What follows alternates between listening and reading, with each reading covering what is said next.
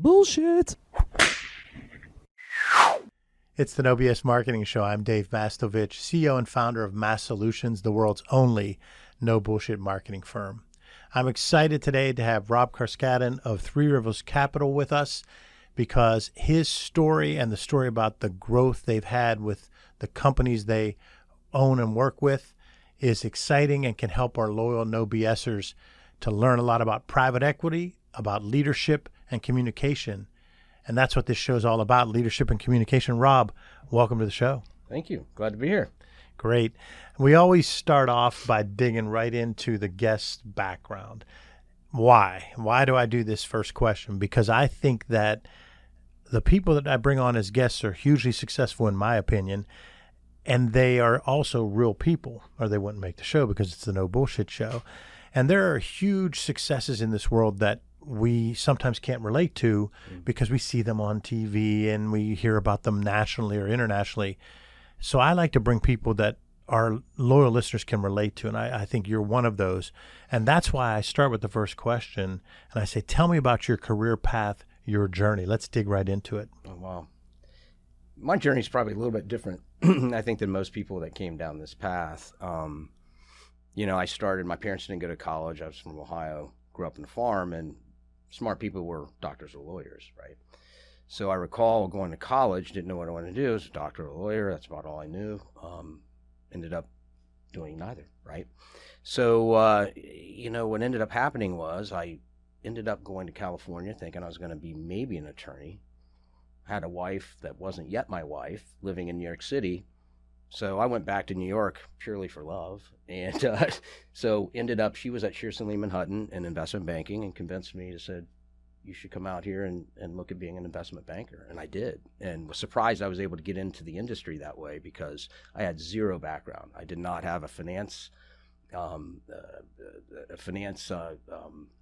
class as an undergrad. And they took me anyway, partially because I had those skills. I mean, my first 2 years at MIT, I went to MIT undergrad, and those first 2 years were math science. And then my last 2 years were basically political science. So reading and writing, also technical skills. So they hired me, and I really just kind of used those transferable skills to learn how to be an investment banker. And then from there, I decided I had to get a real education. So I went to Columbia Business School and got my MBA in finance. And that's really what launched my career into finance. So what's fascinating about all of that was, how did I get into private equity? And I always tell people by saying yes, because it was not a normal path. I tell this to my kids all the time. I say, there are times in life where you have these moments, and we all have them, right? Where you take the fork in the road, the right or left fork, right? For me, I had numerous forks in the road at the time, and I ended up taking the fork that was probably sometimes a little bit crazier, a little bit more, as you can tell with the industry I'm in, I'm a little bit of a risk taker, and a little bit of a risky choices, and I bet on myself. So, after I went to Ford Motor Company and I worked, and I was in basically they called it a Career Foundation Development Program. So I had this program where I had like 6 different jobs in 3 years in the plant and then product development. So I learned a lot about corporate finance in that regard and manufacturing finance. And then I had this opportunity to go to Fisher Scientific, which is essentially what brought me to Pittsburgh. Not initially, but eventually. And I ended up having multiple jobs at Fisher. One of the jobs that I had was, basically doing product line profitability for each of their products. It was a big project, and I was lead on that. And so I learned really detailed activity-based management, like analysis, right? In the middle of all this, a buddy of mine working for the Robert Bosch Corporation calls me up and says, we have this project we may need someone to do, and would you like to bid on this? He had Ernst & Young, some big players, and I was looking at him going, okay, why not, right? So say yes. What was interesting was I convinced them to hire me because this project was going to be a multi-million-dollar project going with the big players. I convinced them. I said, look, you don't know, I've done this before. You don't know how your organization, it's your first time doing this. You don't know how you're going to use this product or this outcome of this project. So why don't you take the path with me, which is a fraction of the cost, And then next year, if it works, you like what you're doing, then go with the Ernst & Young and do the big implementation. So I won it.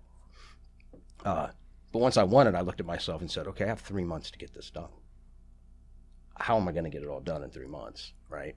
So anyway, so I went through that process, and along the way, by doing that, I ended up being free. You know, I wasn't working for Fish anymore. I went and did this. I made more money in 3 months doing this than I would make in multiple years at Fisher. 3 months work, and it kind of taught me that, you know, if you have skill sets and you go out and do it, you know, and believe in yourself, you know, people will pay for it. And I felt like doing it on my own made more sense. Well, I got to say a couple of things. First of all, you didn't hit any of the big brand names. MIT, I've never heard of that place, in Columbia for the MBA, and then Ford Motor Company, and Fisher Scientific. So there's obviously a high level of intelligence to even get into MIT and graduate, then get into Columbia grad school, and then you jump out and you start at Ford Motor Company, which is still big, but 20 some years ago was even bigger. And so like this is just an awesome thing to hear, because sometimes we have pure entrepreneurs on the show, and other times we have people that have started corporate and then gone entrepreneur. And I'm biased because that's what I did to a large degree. I started small, then went corporate, then went back to entrepreneur. Mm-hmm. But I do love that path, because you said the Ford program. Talk a little more about that, because you had, I think you said 6 jobs in 3 years, and they put you all over the place to learn. That had to be a great foundation for a young person in their career. No, I mean, I highly recommend it. It's perfect, because look, some people are wired day one. They're just not going to work for anybody. They want to do their own thing. And these are the kids that had the stands and, the lemonade stands at 5 years of age, right? There are people like that, and they always will be. Part of it was just getting confidence. But what was good about the Ford Foundation was, remember Ford's finance group was started by what they call the whiz kids. I mean, a lot of people don't understand this, right? But Tex Thornton from Texas Instruments. McNamara, former Secretary of Defense during Vietnam War, and Kennedy. So they had really developed this amazing corporate finance playbook that really was the playbook for the second half of the 20th century. They all came out of World War II. They were statisticians during the war, and then they got brought out. Henry Ford II decided, hey, I needed, they were so poorly financially managed around that time. And Henry Ford had died. Henry Ford II came in. They needed to really upgrade. So they were the foundation of corporate finance, and their alumni went on to do obviously very, very cool things. So I went there because I thought it would be a great place to get a good foundation in manufacturing, particularly. That was my focus at the time, because I'd already done the investment banking thing, and I just felt like I needed to see what it meant to make real product. And what was interesting, I was a foreman on the floor. This is 1994. So part of my rotation was I was a foreman on the fender line for the Mustang. And the Mustang was redesigned. I don't know if people recall this, but around 1994, it went from kind of the 80s look Mustang into the more sleek, look. And so I was in job one for that. And so I was a college boy, and I was out there. I had 8 guys on the line, and I was the foreman for that line for about 3 months. Hardest 3 months of my life. 12-hour days. I'd get up in the morning, and we'd have a production meeting at 6 in the morning. I'd get yelled at because I wasn't hitting my numbers. Like no one was, right? It's job one. We're all tweaking our lines and new automation. But it was incredible. It was an incredible experience. I learned a lot. And I learned a lot about the people, because, that was, I had 8 guys that were hard workers. And I always wondered to myself, people do that for 30 years. And I know I'd come home at night, I could barely walk. I'm on my feet all day, could barely walk. And so it was an eye-opener. So that was probably, I thought, my most profound experience there. Product development, working on a $1.4 billion, I was a finance manager for this transmission program that was coming on board. It was not yet job one. It was co-engineered by Mazda and Ford at the time. Mazda and Ford were connected. So that was really interesting to see how that sausage is made in terms of going to job one and how you're engineering this product down to, $1,000 a unit by the time you're done, right? You start with $5,000 and we're engineering it all the way through to job one, getting the cost out. So that was pretty intense and interesting. Kind of funny too, because I couldn't tell you all the meetings we had when the guys from Japan would come over in Mazda, and I always laughed. We would sit around the table.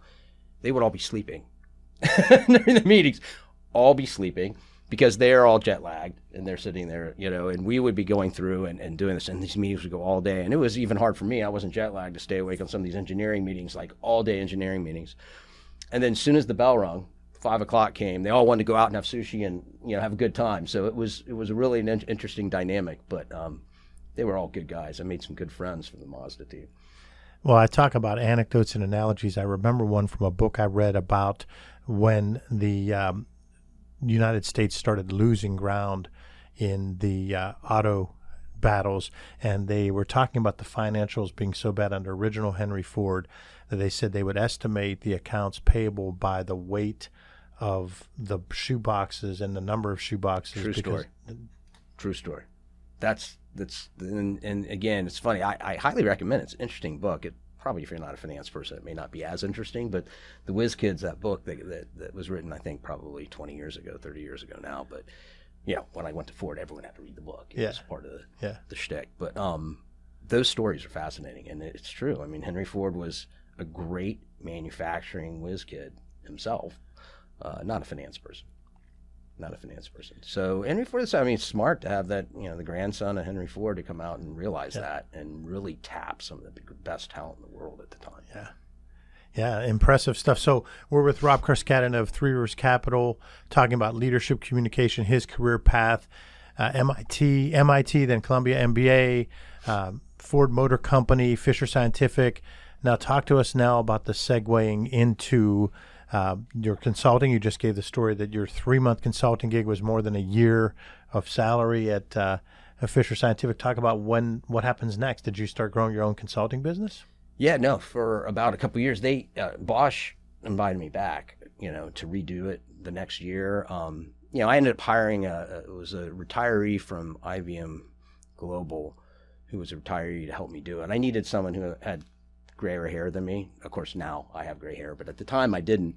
So I was the guy in the cube, sitting there on my, Excel spreadsheets, doing all the work and setting up, all the analyses. And then I would have him go out and do the field work, because, I felt like he would be kind of better to deal with it than some young guy coming out and asking all these questions. So it was interesting. So I actually hired someone who at the time was 60. I guess I was in my early, late 30s at that time. So it was kind of an interesting dichotomy. And the funny thing is, anyone that's seen the Office Space, the movie, my name is Rob, and the guy that worked with me, his name was Bob. So we were the two Bobs, consultants coming in, and anyone knows that reference. If you see the movie, it's pretty funny, but we were the two Bobs. But it worked out quite well. So we did it, I did it 2 years in a row. And at the time during this period of time, I was introduced to my partner, my future partner, Dale Buckwalter. And kind of a side note, it was interesting. During a period of time, I was being recruited at one point, and I don't know if you've heard the book Top Grading, Brad Smart, the A, B, C players. He was the guy that kind of was Jack Welch's kind of person that they followed his lead in terms of how they graded their people and hired people and everything else. And so it was another automotive company that was recruiting me, and so they sent me to Chicago. And I go to Chicago to meet Brad Smart, and it was one of his detailed top grading interviews. And they were recruiting me for, VP of Finance for one of their divisions. I can't even remember anymore, but I remember spending all day with him. It was an impressive guy, and a little bit intimidating, right? Because he had this huge house. I'm sure he made a lot of money, big house. You go to his house, and he sits there for 4 hours, and it's like a 4-hour detailed, and he has his own way of kind of doing this interview. And at the end, he looks at me and goes, "You don't really want this job." I go, "What do you mean?" He says, you like variety. You're going to get bored. You're not going to want to just be a VP of Finance for a company. You should think about," this time he said, "venture capital," right? I was like, venture capital? Yeah. Some people want to be president, but right? It's like, yeah, okay.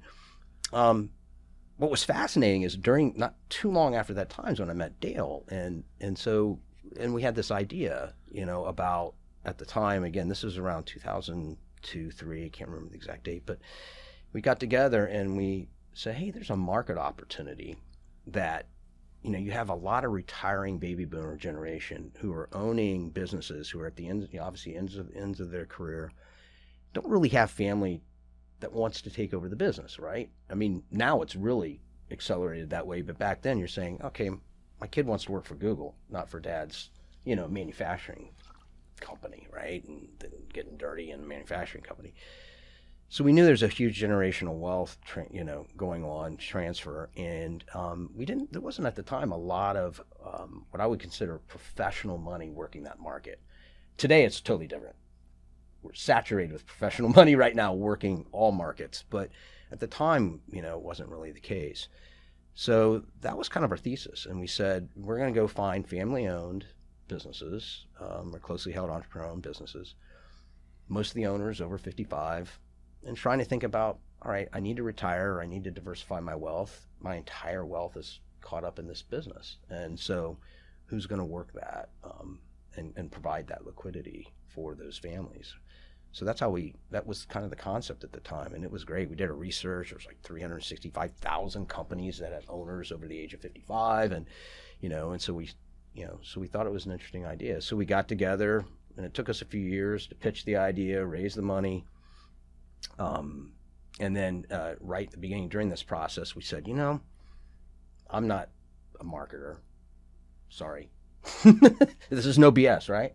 So I'm not a marketer. And Dale, my partner, Dale Buckwater, he's not much in marketing either. We said, we need another person in this who can really be a business development person. And Dale's like, I got the perfect guy. So it was, Bob. So Bob was ended up becoming our third partner in all this. So by 2005, we finally got started, had our first two companies. In 2006, we got started pretty quick. Who were the first two companies? The first one was Geocon, which was, Geocon was headquartered over in Monroeville, which is local, and another company called Precision, which was out in West Virginia. Okay. Sistersville, West Virginia is where it was. So yeah, we got started pretty quick, had two portfolio companies and got going. The fascinating part about getting going was, again, this is 2006, right? In our business, we typically buy, but we buy to ultimately build. And when you build, we make money by selling eventually, right? So, 2006, we have a 3 to 5 year horizon. So if we all recall, that's 2006. So we were on the verge of selling both. The two first companies we bought, we were actually in the process of selling those, and then 2008 and 9 hit, and we ended up having to pull them. But one of them didn't do so well, unfortunately. The other one we made a lot of, we did quite well and made a lot of money on. But the one business, it was primarily aluminum smelting is what they didn't smelt, but the pot lines and all the things that go into like a smelter in terms of their pots and stuff, we actually made, fabricated anodes, cathodes, those kind of things. And so our top 3 customers cold idled, shut down literally within 3 months into 2009. But we kept going for about another 8 years. So let's talk about that, because there's a couple things. You ultimately end up selling and making money, but you grow it, and you're helping that generation that was looking for a way to really build their investment from something they put their entire life into. And having a company for a number of years, I can relate to that, because you do have a fear like, I got to make sure I have something here at the end. So talk about how you lead and communicate when you do first buy a company, and what's your typical time frame? Is it 2, 3, 4 years that you're turning around and seeing it grow, and then you sell it in year 5? I know it's not exact every time, but just walk me through the process. Well, usually what we find in these companies is they're good companies. Obviously, we try to find good companies, but they usually reach a brick wall for a number of reasons, right? They become lifestyle companies. They become, the owners have made really, really good money over the years. A lot of these are in smaller towns. They have everything they need. They're not trying to be Bill Gates, right? So a lot of what ends up not happening, and a lot of things that happen with us when we go in, is it's not just, it's capital, but it's also strategy. It's also, they don't really a lot of times want to reinvest in the business. they're harvesting the business, right? So you see, so in a lot of ways, there's low-hanging fruit. And you also sometimes find there's a management team or a team underneath that owner that's just hungry to grow the business. And they're just working under this owner, loyal. They're all loyal because that owner is they probably worked for that company for years and years and years, but really hungry for growth. So the transformation is really about this perspective of this excitement about actually being part of something that's growing, right? So there's a little bit of that aspect to it. So I find, I normally find that the organizations are pretty receptive to that. And so, it really is the other probably important thing is you really have to be respectful. A family-owned business, when you come in and you're taking over family-owned business, that's an emotional decision for the seller. I mean, it's his family business. Those people have been with, those people are like many times family to the owner and their families and so on and so forth. So it's a real emotional decision. So it really does, and it's something I learned over the years of doing this now, and gotten better. It wasn't always so astute about that. But over the years, what you learn is it's an emotional decision as much as it's financial. And so you have to be really respectful of what they've done, respectful in terms of history and what they built. And you have to treat them with respect. And so that transition can be kind of touchy and whatever, but because there is a culture, and you may have to change that culture, but you have to do it, always thinking about this environment is one that is a family environment. You're taking it over. You don't just go in and change the family. It's not something you do right away, and sometimes you don't have to, but it's not a hard thing to do. What I've seen you do, because I've had the chance to get to know you and Dell, and I've also had the chance to get to know some of your portfolio companies. I've seen you guys bring a structure that wasn't there, and I've seen you sometimes bring in a leader, and if it's going to stay the leader of the family, you bring in supplemental people to really help them go there. So I've witnessed exactly what you said, where you see that team so fiercely loyal, but then they're even more excited because they know it's going to grow, and it's going to grow quickly in the next 3 or 4 years. And what I want to say also is, you mentioned that first company was 8 years. I've seen you be with companies 7, 8, 10 years, sometimes 5, 8, whatever. So you're very different than sometimes people don't know much about private equity or venture capital, and they only hear a negative thing from a movie or something. And I've seen you guys be just like an owner of a business like I am. You keep that business and you love that business for a very long time. So you don't go into it saying it's got to be year 3, you got to be year 5.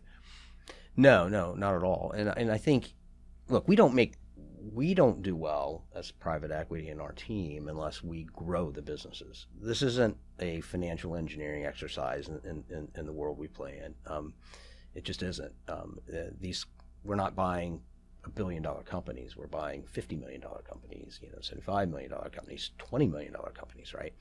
So, our game is growth. And I forget what the numbers were. I had one of our guys look at it for some marketing stuff historically and wanted to see how much we've grown employment. And it was a big number, like 75%, sometimes, in a blended average. Some were like, one of them, Deepwell. Yes. I can't even recall how much we grew that business. And, kudos to Mark Larmo. And that leadership team and some really dedicated people. Deepwell Service is an impressive company, just continues to grow. Yeah. And so, that's how we do it. There's no other way to these companies. And so, there is an inflection point usually in the cycle of owning a company where we feel like we've done what we can, right? And that's why it may be 3 years, it may be 5 years, it may be 10. It comes to a point where we say, okay, we've done what we set out to do, and we had our plan. We set out to put this in place, this process in place, grow it to this level. And then at some point we know that business is in better hands with someone further up the food chain than us. And so that's really, so a lot of times you grow it and it goes to an even bigger private equity company, which brings in even more capital and more growth. Exactly. And sometimes it'll be a strategic. I mean, nowadays the industry is kind of interesting because there's a lot of strategic businesses that are much larger that are owned by private equity, right? So it's a little bit of a mix. So most of the time it probably is a private equity, but a lot of the strategics that look at these businesses are strategics. Technically, they're in the same industry. It's a company that's buying us, but that company on top of it is an ownership of private equity, and we're seeing more and more of that in the market today. So one of the things I like about having you on the show, because as I always say, it's about leadership and communication. You've had the chance to see so many different leadership styles work because you've had so many different people in that top position. Talk a little bit about leadership from that standpoint, what you've seen, how you lead, how you've seen different people lead in these roles. We've seen a mix of good and bad, right? I'd say the ones that are the best is, I don't know if humble's the right word, because leaders are leaders. Everyone has a little bit of an ego, but they have this ability to, really bring in everybody under the tent because they're so willing to not take the credit, but to give credit to all the people around them. And they do that in a way that's not, it's not just obvious, I'm just giving you credit for credit's sake, right? I mean, they just do it in a very good way. So one is just being gracious. I like to see, leaders that have that. I mean, clearly you have to have a pulse, and you also have to be able to at least get the respect of everybody by understanding what you're doing, having an understanding of the industry, the business, and just having that process. But I think in terms of really getting the troops rallied around, I think the most, out of all the ones that we've seen, I think some of the most effective were just the ones that it wasn't about them. It was about the team. It was about everyone else. And I found that to work. And maybe it's due to the fact that these are smaller companies, and that matters more because of the intimacy of that. But that's probably the biggest thing if I were to say the one thing. Okay. And then I also think one of the others is willing to learn. One of the issues sometimes when you buy companies and you still have the prior owner, that prior owner, sometimes it's hard for that prior owner who may stay on, may sell most of the business, but kind of roll their money, a little bit of money into the new deal and stay on. Sometimes they don't want to learn, they know it all, right? And that's a very difficult thing. But being open-minded, willing to learn, and willing to collaborate, especially on the strategic side. We come in with these companies. We always tell them, look, no one's going to know the business better than you. We're not that kind of firm. We're not going to come in and say, we're now the experts on your business. We're never going to catch up to you, right? But we do have good perspectives. I mean, I look at 15 deals a week. I analyze 15 different companies in multiple industries. I've been doing it for 15 years. We've owned, 14 platform companies and all, many others. And I'm like, not necessarily are we experts at any of this, but we've seen a lot. And so we can bring some perspective. So them willing to kind of listen to some of those perspectives to help these companies do that, that's always been, that's been pretty important. And those have been the most successful. And I have one right now, a couple of the companies that I actually am lead partner on that I just absolutely enjoy working with because I've just seen them. They've just been open and they take control and they're willing to lift everyone else up, do the things I just described, but they're learning, they've grown. I mean, actually one of them went to a Vistage meeting of mine, joined a Vistage and went there and got a lot out of it. Now he's a big fan of it and has had huge impact on his business. And so, that willingness to learn and willingness to be open, especially when you're trying to transition a business to a $20, $30 million business of 60. I mean, clearly there are things that we need to do differently. Well, you mentioned Vistage, and Tricia Warwick, your chair, was a guest probably about 4 years ago on the show. Let's talk about that a little bit because Vistage has impacted both of us pretty positively. Yeah, it's been amazing for me. And again, Trisha's a great chair. Amazing. Yeah, I mean, obviously, dear friend of mine, and care for her a lot. She's a great person. Has really had a big impact, and part of it is, same thing, right? I'm sitting around a table. I think my group now is pretty big now, about 15, 16 people. I have someone who's leading a company that's a testing, she's a scientist, right? She's running that business. I have someone She's been over a here. guest on the show too. She's awesome. She's awesome. And by the way, she's the one who has an entirely different background than me. But there will be so many times she'll say something so profound about what I'm talking about, like setting me in my place about what, we're trying to discuss something, and you know how that goes in those meetings. Yes. And I'm like, man, that's right on. I needed someone like her, totally different perspective, to do that. That's what's really amazing about it. And that's the super talented Janet Stott we're talking about, right? Yeah. Yes. Yes. She's been on the show, Special Pathogens Laboratory. She is the guru on Legionnaire's disease, and we have her here in Pittsburgh, and she's a Vistage member. Yeah, and she tells it like it is, and she's sharp. She's is really sharp. I like her a lot. She's a no BSer. She's totally a no BSer. Yep. Talk about some of the things that you did to transform there, like with diet and fitness and so forth. And because I think this is something that's important to anyone out there. I was at dinner with a couple of friends.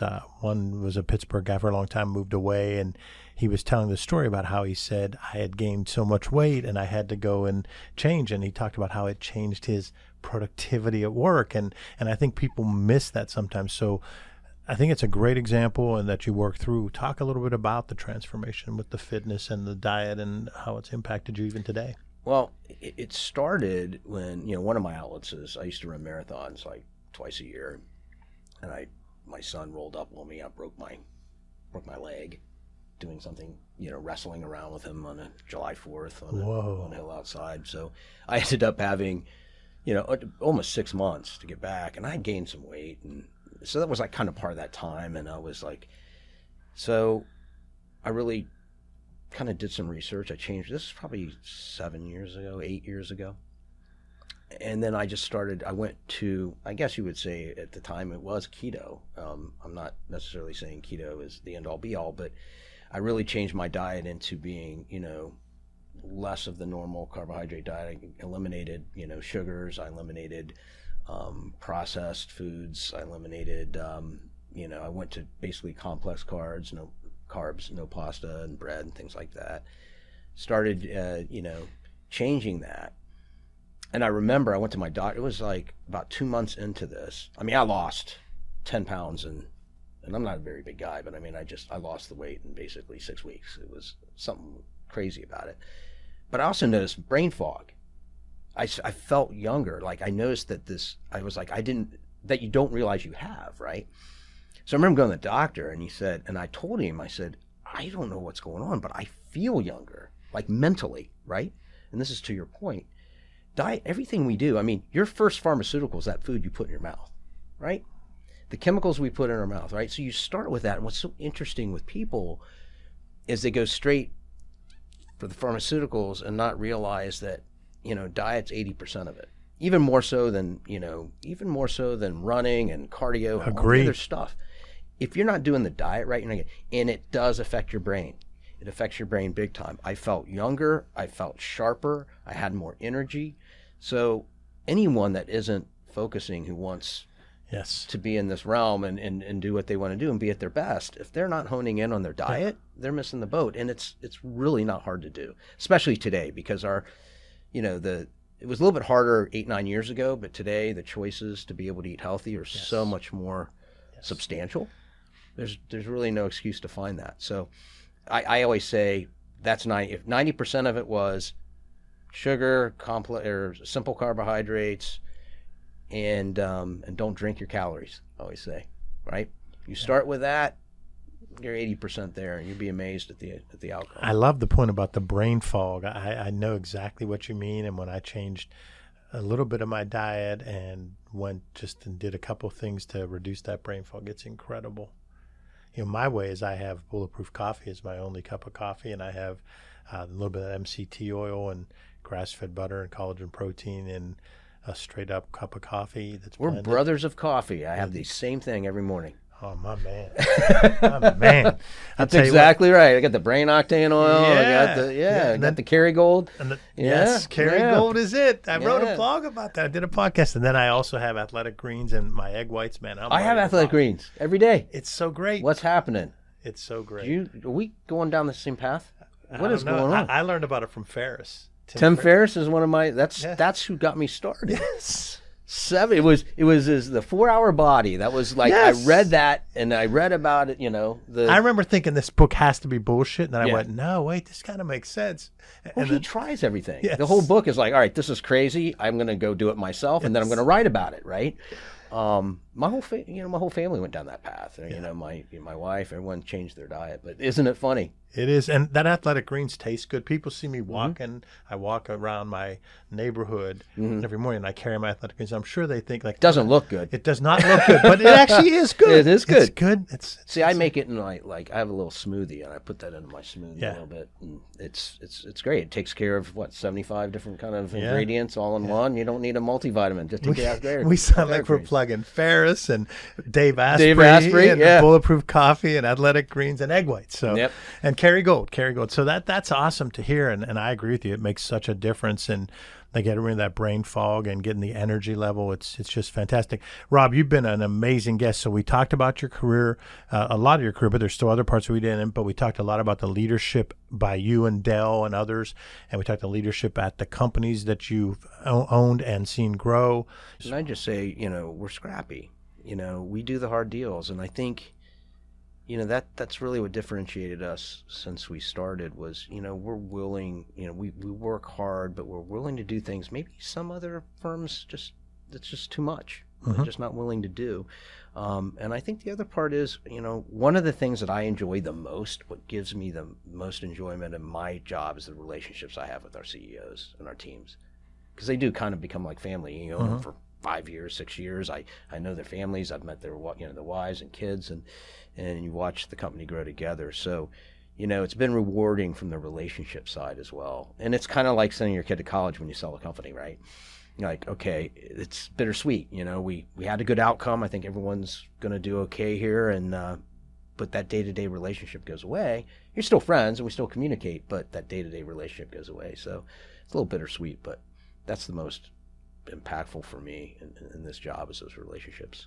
Well, thanks for being on the show. It's been a lot of fun. And to our loyal listeners, thanks for listening to another episode of the No BS Marketing Show, recorded here in our studio in bold, beautiful downtown Pittsburgh, Pennsylvania. Remember, ask yourself, what's the big idea? And build your story around the answer. It's all about bold solutions, no BS.